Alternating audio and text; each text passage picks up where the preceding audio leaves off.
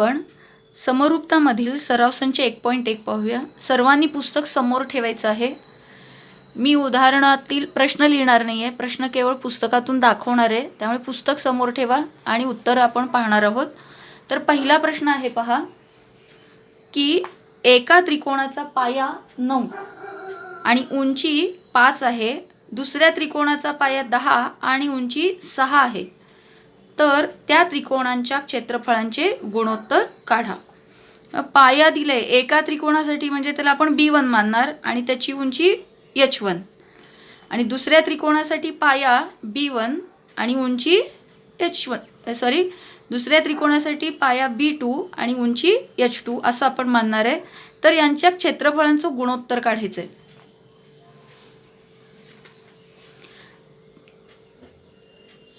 पहिलं उदाहरण,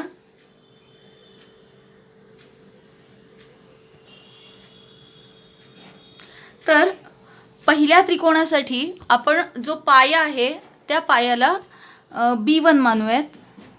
इथे लिहिते मी पहिल्या त्रिकोणासाठी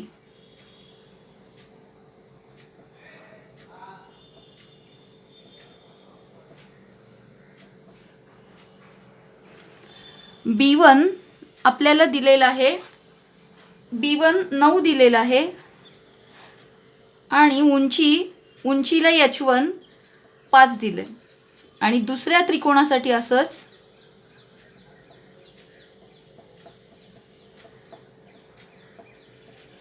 दुसऱ्या त्रिकोणासाठी B2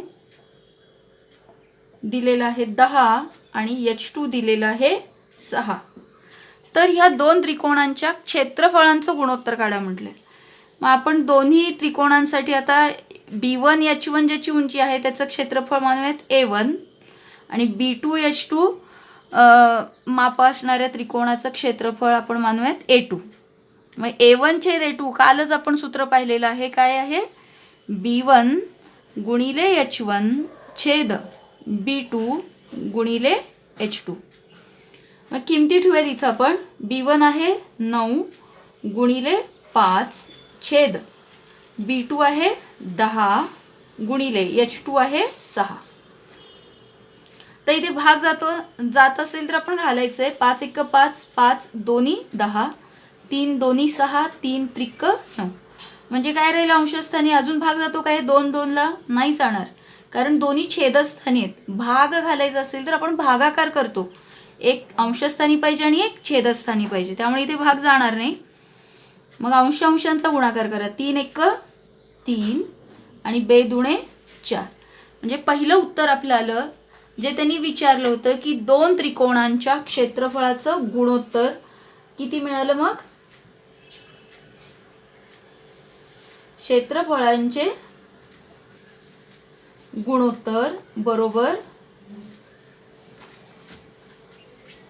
आता गुणोत्तर विचारले आपल्याला, मग गुणोत्तर हे नेहमी आपण असं लिहितो A/B याला गुणोत्तर म्हणतो, आणि हे म्हणजे असं भागाकार असं लिहितो आपण, म्हणून गुणोत्तर विचारले त्यासाठी आपण उत्तर लिहिताना गुणोत्तराच्या स्वरूपात लिहिणार आहे 3/4।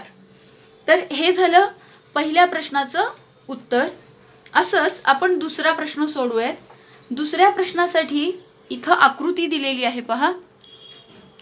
तर या आकृतीमध्ये काय म्हटलेलं आहे, तर सर्वांनी पुस्तकाकडे सुद्धा लक्ष देऊ शकता की त्रिकोण दिलेले आहेत दोन। प्रश्न काय म्हटले, BC लंब AB। आता BC कुठं आहे पहा, BC AB हे लंब आहेत एकमेकांना, इथं दाखवलेल्या आकृतीत। म्हणून म्हटले की जी माहिती असते ती आकृतीमध्ये दिलेली असेल तर ती आकृती बोलकी होते, आपण आकृतीवरूनही सांगू शकतो। आता इथं AB हा कुणाला लंब आहे, AD ला, इथं दिलंय बघा AB लंब AD, आणि माप दिलेले आहेत, BC दिलेला आहे 4 AD दिलंय 8। तर आपण आकृती काढूया त्याची। उत्तर लिहिताना तुम्हाला या प्रश्नासाठी आकृती काढायची काही आवश्यकता नाही। तर एक लक्षात ठेवा, जेव्हा प्रश्नामध्ये आकृती असते तर त्या आकृतीसाठी तुम्हाला पुन्हा आकृती काढायची काही गरज नाही, पण कधी कधी जेव्हा आकृतीमध्ये काही रचना वगैरे कराव्या लागतात तेव्हा मात्र आपल्याला आकृती काढावी लागते। आता इथं आपण काही बदल करणार नाही, जसं आहे तसं माप घेणार आहे। त्यामुळे करायची गरज नाही. तर तुमच्याकडे हे प्रश्नपत्रिकेमध्ये किंवा पुस्तकात जेव्हा असतं तेव्हा आपण फक्त इथं मापं टाकणार आहे. कोणकोणती मापं दिलेली आहेत? BC दिलेलं आहे 4, AD दिलेलं आहे 8. तर विचारलंय काय? एरिया ऑफ त्रिकोण ABC छेद एरिया ऑफ त्रिकोण ADB, म्हणजे ह्या दोन्ही त्रिकोणांच्या क्षेत्रफळाचं गुणोत्तर विचारले. इथं आकृतीमध्ये त्रिकोण ABC मध्ये AB ही बाजू, तसेच त्रिकोण ADB मध्ये AB ही बाजू, ही दोन्ही त्रिकोणामध्ये ही बाजू सामायिक आहे पहा. म्हणजे मी जर पहिल्या त्रिकोणासाठी, या वरच्या त्रिकोणासाठी AB हा पाया घेतले, तर ह्या AB वर C मधून इथं लंब टाकलेलं आहे पहा. म्हणजे BC ही काय होईल? त्याची उंची. आणि या दुसऱ्या त्रिकोणात सुद्धा AB ला जर मी पाया घेतले, तर उंची कुठून काढणार? D मधून AB वर लंब. तर इथं त्यांनी दिलेलं आहे, म्हणजे ही उंची दिलेली आहे. म्हणजे दोन्ही त्रिकोणांमध्ये पाया हा काय आहे? सामायिक आहे. आता याच्या आधी आपण काय म्हणत होतो? समान आहे असं म्हणत होतो. पण AB हा पाया या समान असणे आणि सामायिक यामध्ये बघा की दोन त्रिकोण आहेत, याचा पाया समजा 5 आहे आणि दुसऱ्या त्रिकोणाचा सुद्धा पाया जर 5च असेल तर यांचा पाया समान आहे म्हणतो. पण इथं AB हा पाया पहिल्या त्रिकोणात पण आहे आणि AB हाच पाया दुसऱ्या त्रिकोणात पण आहे. त्यामुळे अशा पाया जर असेल, समांतर आहेच तो, लांबी समानच असणार आहे, पण असं जर पाया दोन्हीमध्ये समान असेल, तोच असेल, तर त्याला सामायिक पाया असं म्हणतात. मग आपल्याला काय काढायचंय? या दोन त्रिकोणांच्या क्षेत्रफळाचं गुणोत्तर. प्रश्नात काय दिलेले पहा. एरिया ऑफ त्रिकोण ABC छेद एरिया ऑफ त्रिकोण ADB.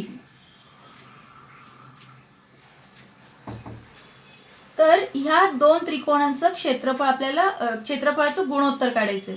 आपण काय लिहिणार? ह्या दोन्ही त्रिकोणांच्या बाबतीत पाया हा काय समान आहे आणि पाया समान असेल तर यांच्या क्षेत्रफळाचं गुणोत्तर आपण कालच पाहिलेलं आहे की A1 छेद A2 बरोबर काय असतं? H1 छेद उंचीच्या प्रमाणात असतं, जर त्यांचे पाया समान असतील तर. मग तोच गुणधर्म आपण इथं वापरणार आहोत. काय म्हणणार? या दोन त्रिकोणांच्या क्षेत्रफळांचं गुणोत्तर बरोबर H1 छेद H2. कारण तर B1 बरोबर B2 न लिहिता आपण काय म्हणणार? समान ऐवजी काय म्हणूयात आपण? सामायिक पाया असलेले त्रिकोण. आणि सामायिक पाया असलेले त्रिकोण असतील तर त्यांच्या क्षेत्रफळाचं गुणोत्तर हे त्यांच्या उंचीच्या गुणोत्तरा इतकं असतं. म्हणून आता उंची दिलेली आपल्याला. आता ABC चीच उंची आपल्याला आधी लिहायची आहे पहा. ABC ची उंची काय आहे? BC ती 4 लिहिणार आणि ADB ची उंची आहे 8. भाग जातो इथं, 4 1 4, 4 2 8. म्हणजे हे गुणोत्तर किती आलं? एरिया ऑफ त्रिकोण ABC छेद एरिया ऑफ त्रिकोण ADB हे गुणोत्तर आपल्याला मिळालं 1/2.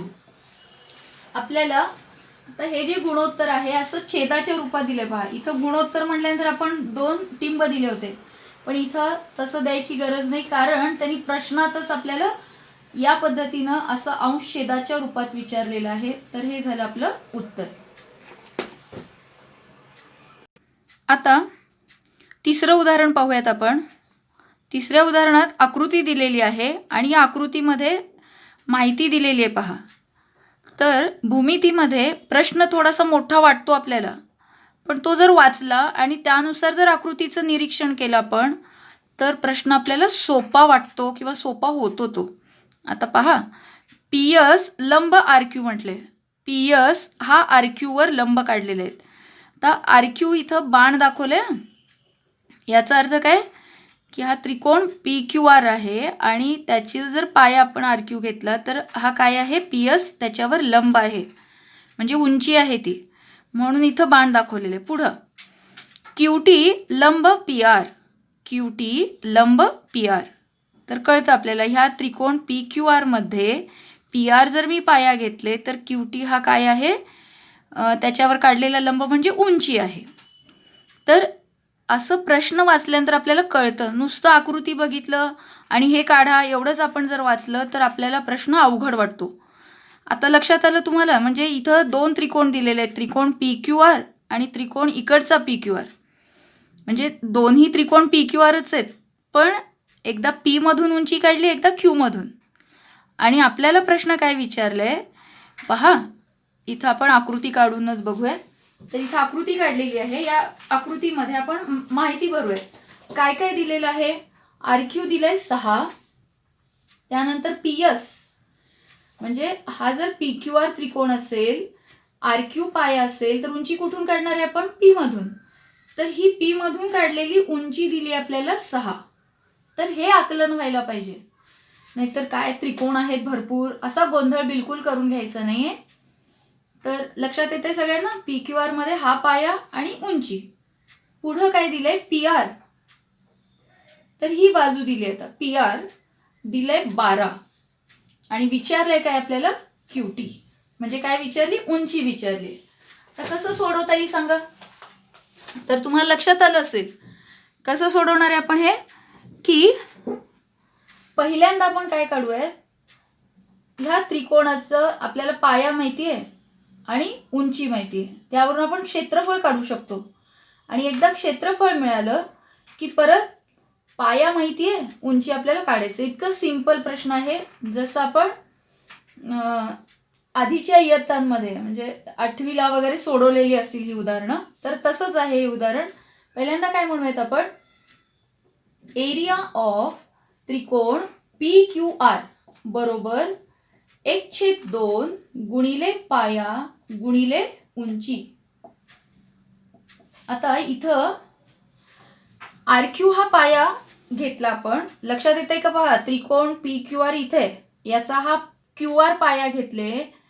QR जर पाया घेतले तर उंची कुठून काढणार मी?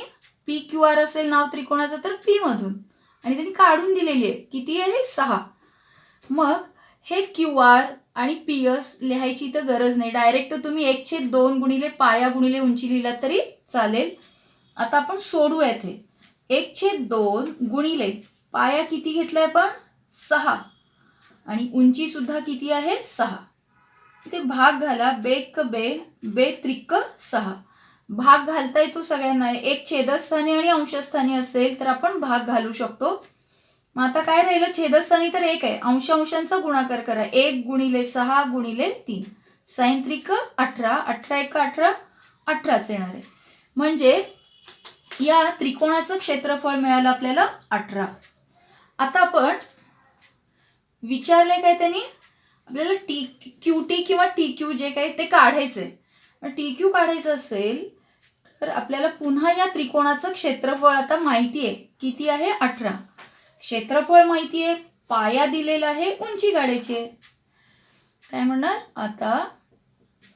एरिया ऑफ त्रिकोण PQR बरोबर, पुन्हा सूत्र काय येणार आहे?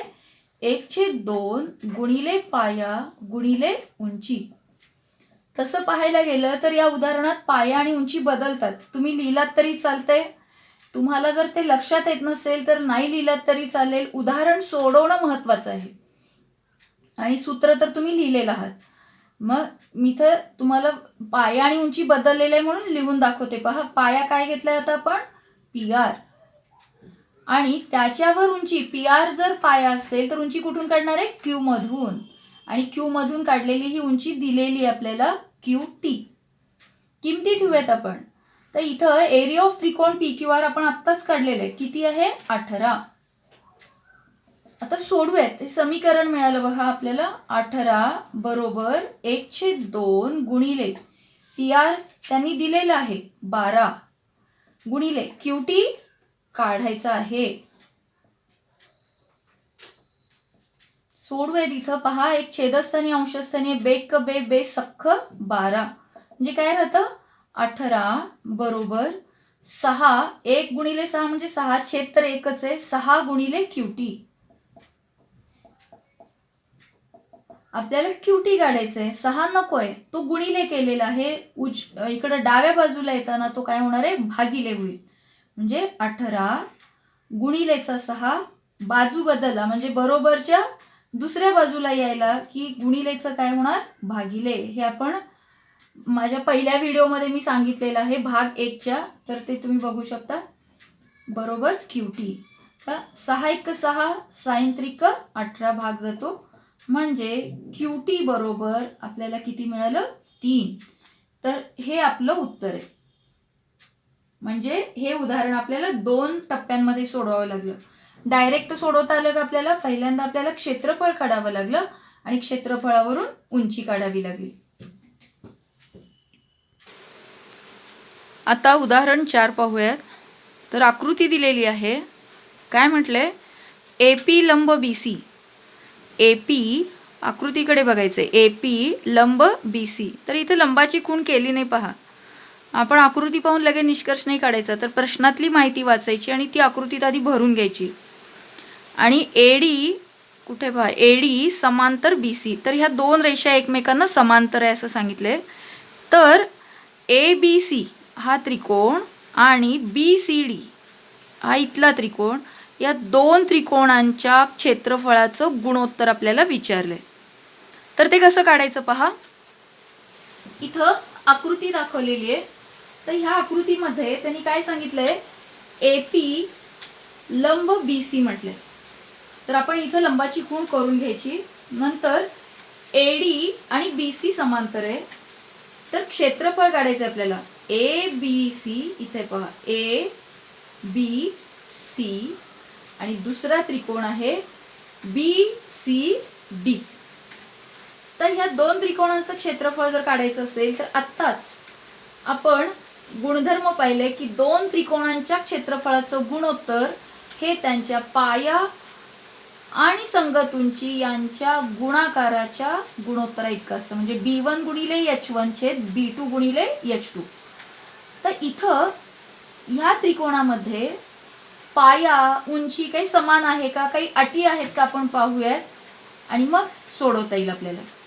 इथं पहा की ABC आणि BDC यांचा पाया जर आपण पाहिलो तर हा BC पाया जो आहे तो या दोन्ही त्रिकोणांमध्ये काय आहे, सामायिक आहे. म्हणजे त्रिकोण ABC मध्ये पण तोच पाया आहे आणि BDC मध्ये सुद्धा तोच पाया आहे. त्यामुळे पाया काय झाला इथं, सामायिक. सामायिक म्हणते मी, लक्षात येते, सामायिक आहे तो. सामायिक भिंत वगैरे म्हणतो बघा आपण, की दोन्ही घरांमध्ये त्या भिंतीचा भाग आलेला असतो. तसं BC पहिल्या त्रिकोणात पण आहे, दुसऱ्या त्रिकोणात पण आहे. त्याचप्रमाणे उंची जर आपण पाहिलो तर त्रिकोण ABC मध्ये BC पाया घेतला आपण तर उंची कुठून काढणार आहे, A मधून. आणि त्रिकोण BDC मध्ये BC ला पाया घेतले तर उंची कुठून काढणार, D मधून. तर हा जो लंब आहे आणि हा AP आणि याची उंची झाली ही D मधून काढलेली. आणखीन एक अट या प्रश्नात दिलेली आहे की AD हा BC ला समांतर आहे. आणि आपल्याला माहिती आहे रेल्वेचे रूळ वगैरे आपण उदाहरणं देतो समांतर रेषा म्हणजे, आणि त्यांच्यातलं अंतर कुठंही आपण गेलो तर प्रत्येक वेळी काय असतं, समान असतं. म्हणजे AP आणि D मधून जर आपण उंची काढलो तर ती उंची, ह्या दोन्ही उंची काय असणार आहे, समान. कारण AD ला समांतर कोण आहे, BC. आता आपण इथं लिहूया, येथे त्रिकोण ABC व त्रिकोण DBC यांचा पाया काय आहे, पाया कोणता आहे, BC. पाया BC सामायिक आहे.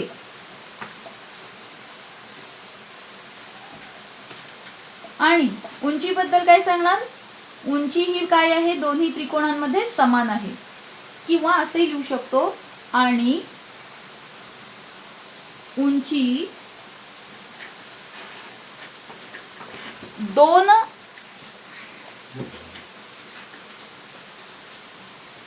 समांतर रेषांमधील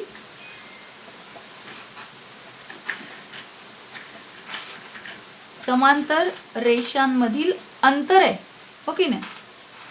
ह्या 2 समांतर रेषांमधील अंतर म्हणजे या दोन्ही त्रिकोणांची उंची आहे.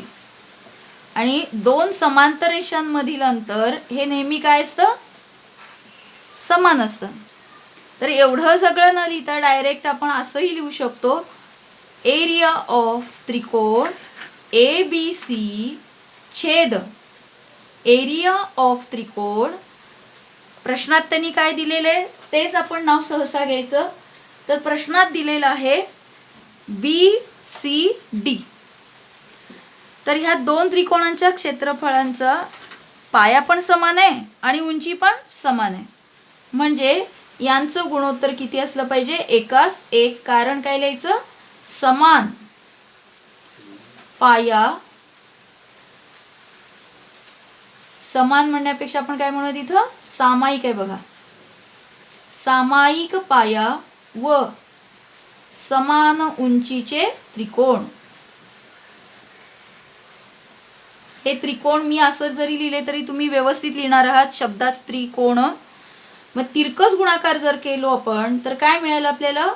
एरिया ऑफ त्रिकोण ABC एक एरिया ऑफ त्रिकोण ABC आणि BCD ला एक न गुणलं तर काही फरक पडत नाही. त्यामुळे एरिया ऑफ त्रिकोण BCD. म्हणजे ह्या दोन्ही त्रिकोणांची क्षेत्रफळ काय मिळाली आपल्याला? समान मिळाली. पहा, याचाच अर्थ ह्या गुणधर्माचा अभ्यास आपल्याला ह्या सराव संचानंतर जो प्रमेय पाहणार आहोत त्या प्रमेयात लागणार आहे. तर लक्षात ठेवायचे की ज्या दोन त्रिकोणांचा पाया पण समान आहे, उंची पण समान असेल तर त्यांचं क्षेत्रफळ काय असतं? समान. जरी इथं आपल्याला त्यांचे वेगवेगळे आकार दिसत असले तरी त्यांनी व्यापलेली जागा मात्र काय आहे? समान आहे. म्हणून दोन्ही त्रिकोणांचं क्षेत्रफळ काय आलं? समान. तर लक्षात येते का? पहा, त्यानंतर पाचवं उदाहरण आपण पाहूयात की आपला वेळ वाचावा म्हणून आकृती आधीच काढून ठेवलेली आहे. तर प्रश्नात काय दिलेलं आहे? अशी आकृती आहे. आता प्रश्न आपण पाहूयात. प्रश्न पुस्तक आहे तुमच्या समोर. तर काय म्हटलेलं आहे? शेजारील आकृतीमध्ये PQ लंब BC. तर हा PQ BC ला लंब आहे आणि AD हा परत BC लाच लंब आहे. तर खालील गुणोत्तरे लिहा. एकूण आपल्याला 4 गुणोत्तर विचारलेले आहेत. पहा, तर ही 4ही गुणोत्तर आपण लिहूयात. तर पहिलं काय म्हटलेलं आहे? एरिया ऑफ त्रिकोण PQB छेद एरिया ऑफ त्रिकोण PBC. तर ह्या दोन त्रिकोण कुठे आहेत ते शोधूयात. प्रथम आपण PQB इथे पहा, PQB हा छोटा त्रिकोण आणि PBC तर हा मोठा त्रिकोण. तर एक लहान त्रिकोण आहे आणि एक मोठा त्रिकोण आहे. आता ह्या दोन त्रिकोणांचं आपल्याला फक्त क्षेत्रफळाचं गुणोत्तर लिहायचं आहे. आणि क्षेत्रफळाचं गुणोत्तर हे काय सूत्र आपल्याकडे माहिती? आपल्याला काय आहे? A1 छेद A2 बरोबर B1 गुणिले H1 छेद B2 गुणिले H2. आता याच्यामध्ये काही अटी असतील तर त्या अटी घालून आपण सोडवतो. कधी B1 छेद B2 येईल किंवा H1 छेद H2 येईल किंवा क्षेत्रफळ समान येतील. आता ह्या 4 अटींपैकी कोणती अट ह्या त्रिकोणांना लागू होते? पहा, PQB आणि PBC ह्या दोन्ही त्रिकोणांमध्ये जर मी BQ ला पाया घेतले, या त्रिकोणामध्ये मी BQ ला पाया घेतले तर मला उंची कुठून काढावी लागेल? P मधून. तर PQ हा लंब त्यांनी काढून दिलेले. आणि PBC ह्या त्रिकोणात मी जर BC पाया मानले, तात्पुरते याला आपण काढूयात. तर ह्या PBC मध्ये BC ला जर मी पाया मानले तर उंची कुठून काढणार आहे? P मधून. म्हणजे दोन्ही त्रिकोणांसाठी PQ ही उंची काय आहे? सामायिक आहे. आणि सामायिक उंची ही समान असते. त्यामुळे समान उंचीचे त्रिकोण असतील तर त्यांच्या क्षेत्रफळाचं गुणोत्तर हे त्यांच्या पायांच्या गुणोत्तरा इतकं येतं. म्हणजे ह्या त्रिकोण PQB चा पाया कोण आहे? BQ छेद PBC चा पाया कोणता आहे? BC. तर हे का लिहिलं आपण असं? कारण दिलेले त्रिकोण हे कसले त्रिकोण आहेत? समान उंचीचे त्रिकोण.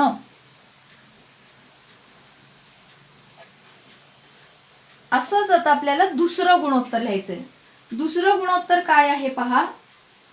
एरिया ऑफ त्रिकोण PBC छेद एरिया ऑफ त्रिकोण ABC.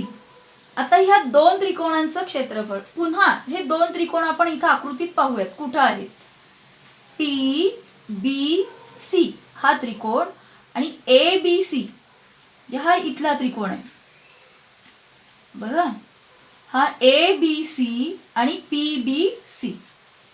तुमच्या लक्षात आलं असेल की म्हणतानाच मी म्हणते BC आणि BC दोन्ही मध्ये समान आहे पहा.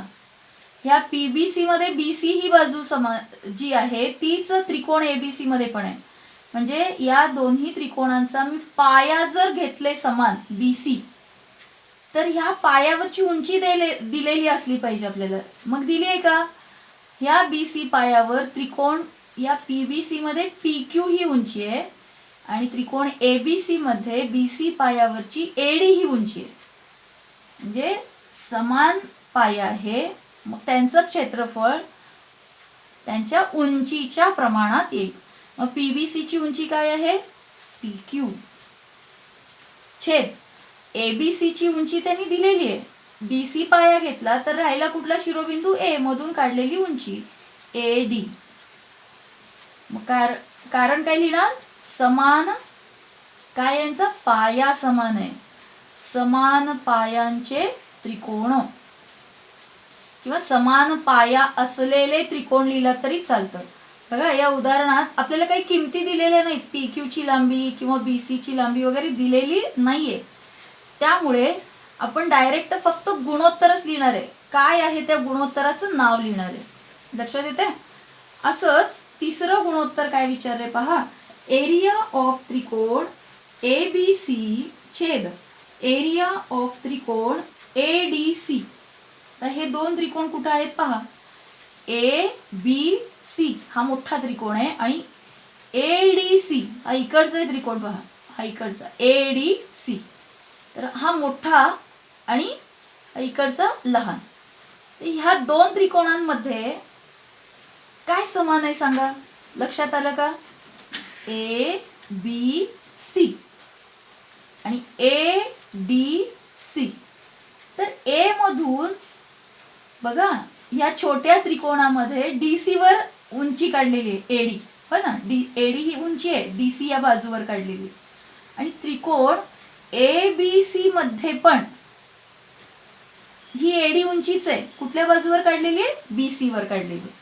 म्हणजे या दोन्ही त्रिकोणांच्या बाबतीत ADC आणि ABC या दोन्ही त्रिकोणांमध्ये AD ही उंची काय आहे सामायिक आहे. आणि उंची जर सामायिक असेल तर त्यांचं क्षेत्रफळाचं गुणोत्तर त्यांच्या पायांच्या प्रमाणात येईल. मग पाया कोण आहे त्रिकोण ABC चा पाया. ABC चा पाया काय आहे हा BC आहे. आणि ADC चा पाया DC आहे. कारण उंची जर AD मी घेतले A मधून काढलेली तर पाया त्याचा काय येणार आहे DC. कारण काय लिहिणार आपण याचं. काय समान होतं यांचं समान उंची असलेले त्रिकोण. समजा जर इथं किमती दिल्या असत्या आपल्याला PQ AD च्या तर आपण त्या किमती घातल्या असत्या. पण दिलेल्या नाहीये. त्यामुळे फक्त आपल्याला गुणोत्तर लिहायचंय. तर चौथं गुणोत्तर काय काढायचं आहे पहा. एरिया ऑफ त्रिकोण ADC छेद एरिया ऑफ त्रिकोण PQC. तर ADC पहा आणि PQC कुठे आहे पहा. PQC दिसतोय. तर ह्या PQC आणि ADC तर ह्या दोन त्रिकोणांमध्ये पहा. लक्षात येते का. हे पुसूयात आपण. लक्षात आलं. हा एक छोटा त्रिकोण आहे आणि हा इथला ADC. तर ह्या दोन त्रिकोणांमध्ये तुम्हाला काय सामायिक दिसते. ADC आणि ADC आणि PQC. लक्षात येते का पहा. तर ह्यांची उंची इथं दिसते आपल्याला. PQ आहे आणि AD आहे आणि पाया QC आहे आणि DC आहे.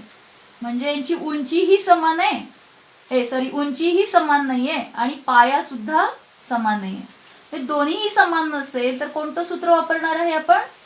B1 गुणिले H1 छेद B2 गुणिले H2. म्हणजे ADCचा पाया. तर ADCचा पाया काय आहे पहा. ADCचा पाया आहे DC. DC गुणिले, तुम्ही सूत्र पण लिहू शकता पाहिजे तर त्यांनी डायरेक्ट किमती लिहा, गुणोत्तरे लिहा म्हटलेलं आहे, त्यामुळं मी डायरेक्टच लिहिते. तर तुम्ही असं सूत्र लिहून लिहिलात तरी चालेल. तर ADC मध्ये पाया गुणिले उंची, पाया कोण आहे? DC आणि उंची कोण आहे? AD छेद PQC. PQC मध्ये पाया QC तर उंची काय येणार? PQ. QC गुणिले PQ. आता हे काटकोन त्रिकोण आहेत पहा. ह्या काटकोन त्रिकोणात मी DC ला पण पाया घेऊ शकते किंवा AD ला पण, आणि इथं QC ला घेतले, QC ला पण पाया घेऊ शकते किंवा PQ ला सुद्धा पाया घेऊ शकते. लक्षात येते? म्हणजे अशा पद्धतीनं गुणोत्तर येईल आपलं. तर इथं काही कारण येणार नाही, कारण पाया पण समान नाहीये यांचं आणि त्रिकोण उंची सुद्धा समान नाही. पण असं लिहू शकतो आपण काय? दोन त्रिकोणांच्या क्षेत्रफळांचे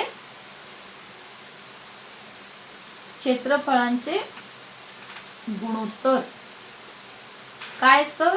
दोन त्रिकोणांच्या क्षेत्रफळाचं गुणोत्तर हे त्यांच्या पाया आणि संगत उंची यांच्या गुणाकाराच्या गुणोत्तरा इतकं असतं. तर इथं आपला सराव संच 1.1 संपतो. पुढील भागात आपण प्रमाणाचं मूलभूत प्रमेय पाहणार आहोत.